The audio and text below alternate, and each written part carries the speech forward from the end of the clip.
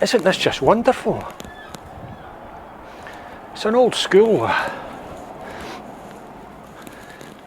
Architecturally, this collection of buildings is an absolute gem. It was designed by Alexander Nisbet Patterson in 1903. And as a collection of buildings, it was struggling for a while, and I think it was in the buildings at risk register. I believe it's now municipal buildings and clearly has been saved. And in my opinion, this rivals anything that Charles Rennie Mackintosh ever came up with. Just stunning, absolutely stunning.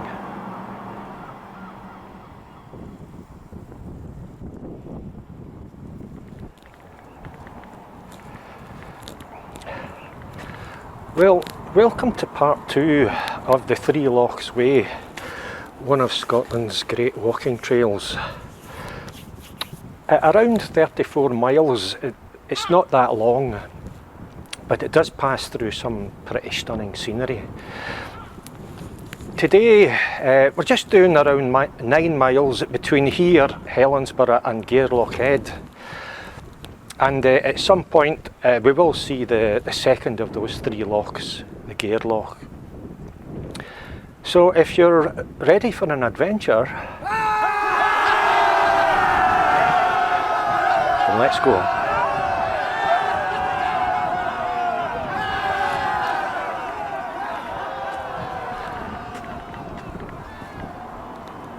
Actually, there's just one more thing.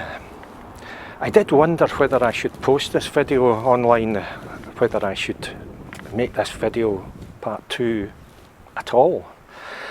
I mean, it's no secret that there's a rather large military training facility up here.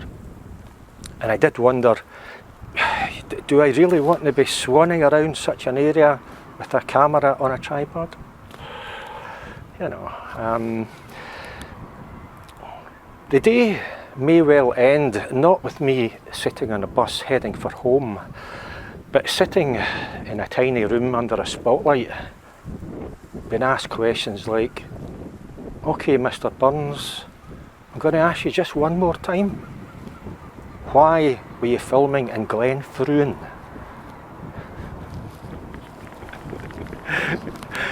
This could be an interesting day.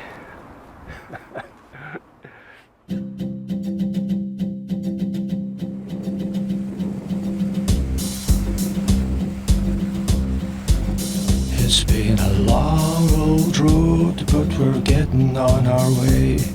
A long old road, never thought I'd see the day when streets were quiet and empty and everyone at home. It's been a long old road and I'm fed up to the bone.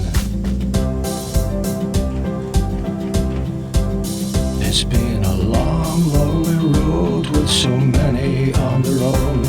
A long, lonely road, thank God we've got the phone.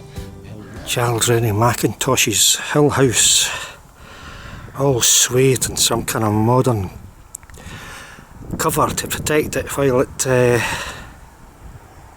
undergoes repairs. Or I'm not even sure if it is undergoing repairs. This cover may simply be to stop water getting in or something, I don't know. I'd like to hope that it was being repaired. But it's very sad indeed.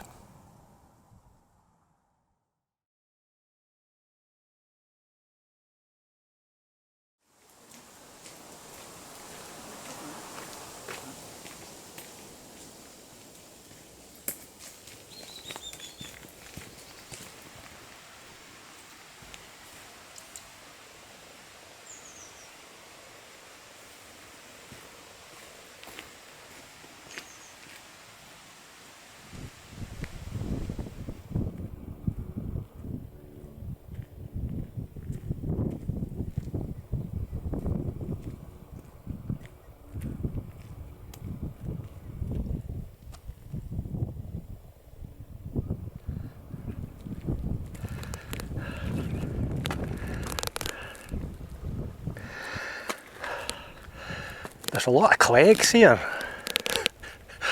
I don't like clegs. I find myself getting a little bit frantic in the arm waving department when there's a lot of clegs around. They land on you and you don't feel them. Then all of a sudden they're sucking your blood, you know. I was having a pee there and they were landing on me. And the last thing you want is a cleg bite on your peeing apparatus, you know.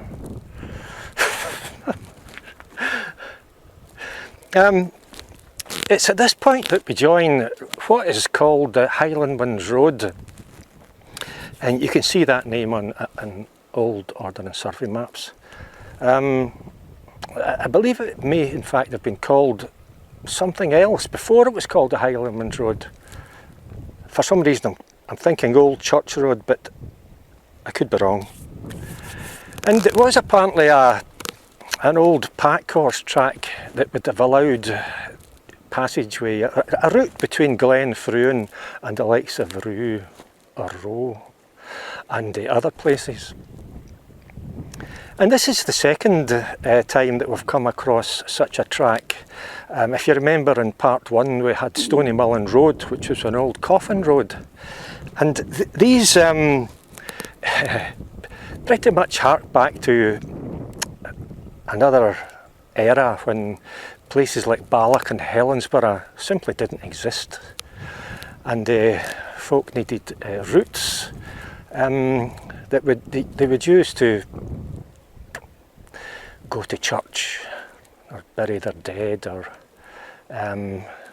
do other things.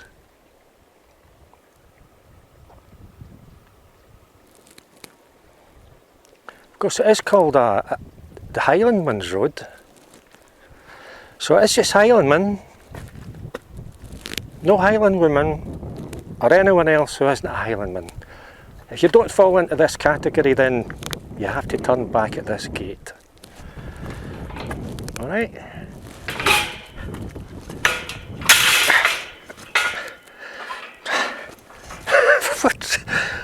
Oh, right.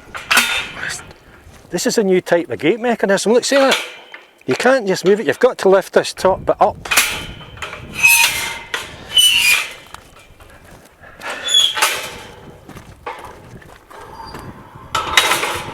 I'll need to put that in my gate mechanism database.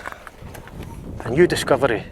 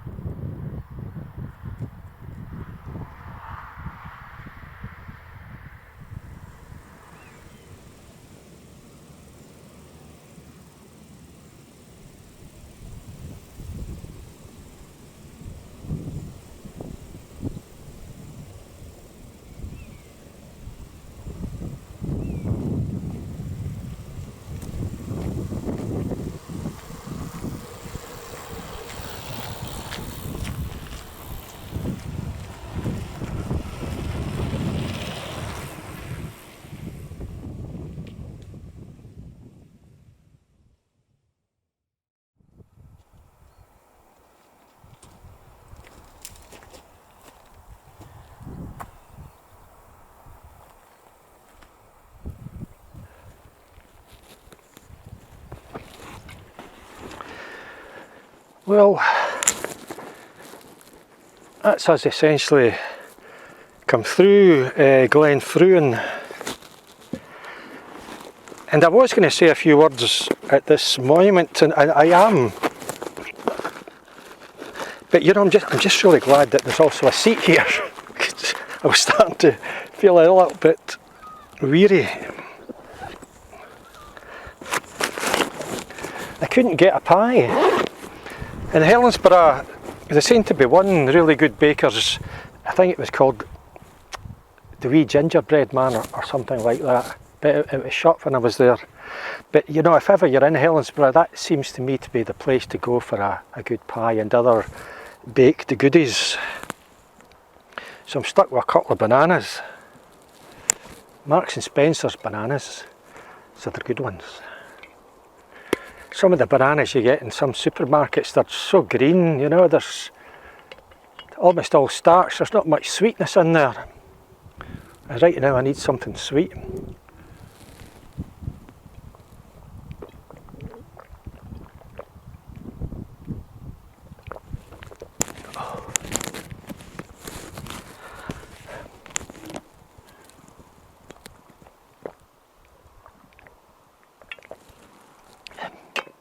This is a stone monument that was erected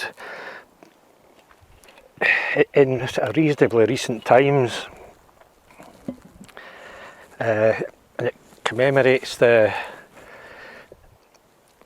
Battle of Glen Fruin, which took place in 1603. And it was the last clan battle fought in Scotland. I fought not too far from here, I think just probably a few hundred metres in that direction, near the river.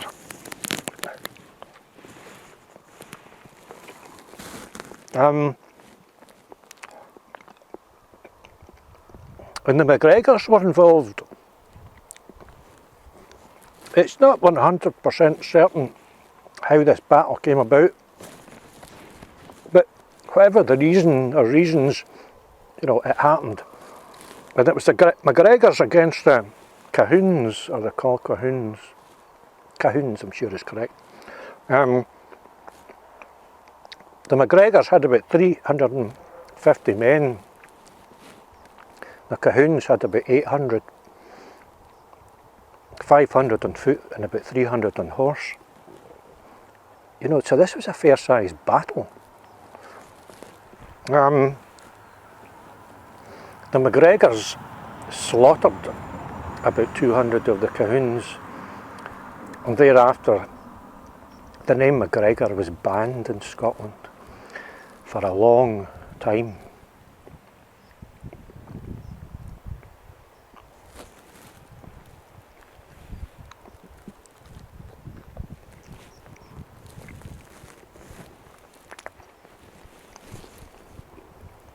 But as I say, the last clan battle fought in Scotland.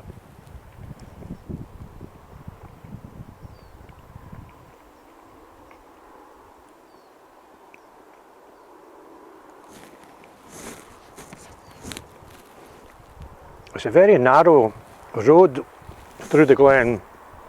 I mean, there's two roads. There's a bigger road just above the narrow road that I came along. It is a narrow road, and in some places there's not much space for you to move out the way when cars appear. And it's the usual story. You get some car drivers just going too fast for such a narrow, windy road. There's a part of me thinks that some car drivers shouldn't be given a licence. You know, they might say, "Oh, wait a minute, I passed my test." To which we would say, "Ah, but you're an idiot, so you're not getting a licence." End of story.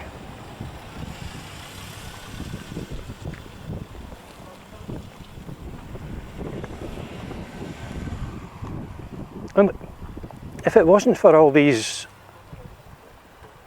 fast cars, and there wasn't that many of them thankfully, it could have felt like one of these little narrow roads that Hark back to long, long ago, when there weren't that many cars on the road. And at one point I found a bush, a red gooseberry bush. Gooseberries weren't ready yet. There was also a few raspberries. Yeah.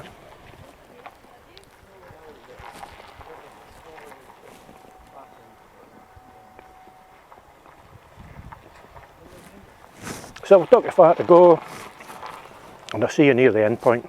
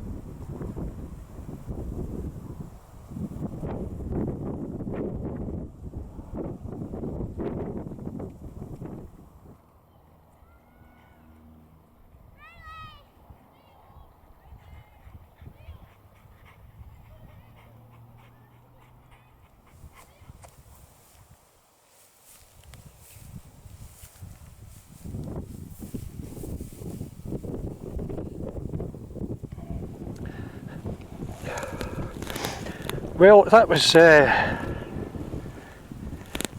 better than I anticipated. You know, I saw that couple of miles on tarmac through Glen Fruin, and I was thinking, oh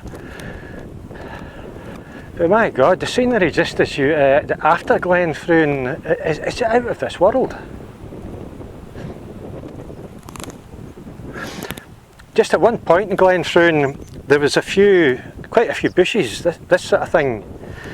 When I saw it and I kind of picked one leaf and rubbed it between my fingers, I thought bog myrtle. But it doesn't quite smell as I remember bog myrtle. That said, I think it probably is bog myrtle. But it smelled a little bit more kind of orangish or something. Yeah, I think it is bog myrtle. I mean, if anybody knows for certain, drop me a comment. It's the sort of thing you would use if you were interested in aromatherapy and sort of smells and things.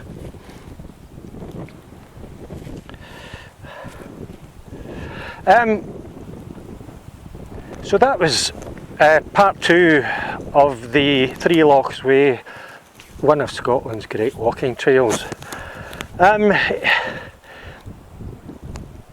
If you thought the scenery on part 1 and part 2 was pretty good, wait till you see part 3, which will be between Garelochhead, which is just down the hill here, and Argyll. And I pretty much hope that you'll join me for that. I'm Eddie Burns. I'll see you again.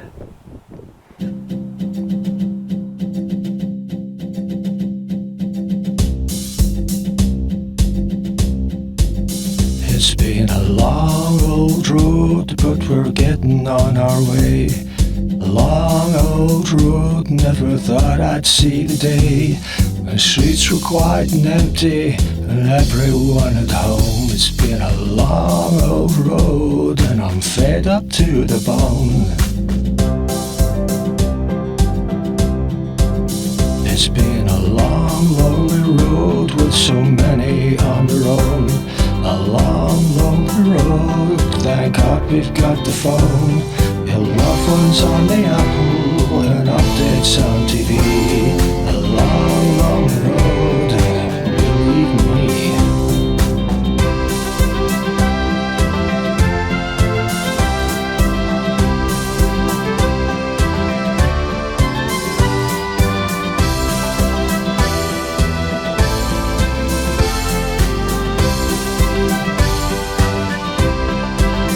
It's been a night nightmare of a road, but now we're almost there. Nightmare of a road, yet the weather's been real fair. Staring out the window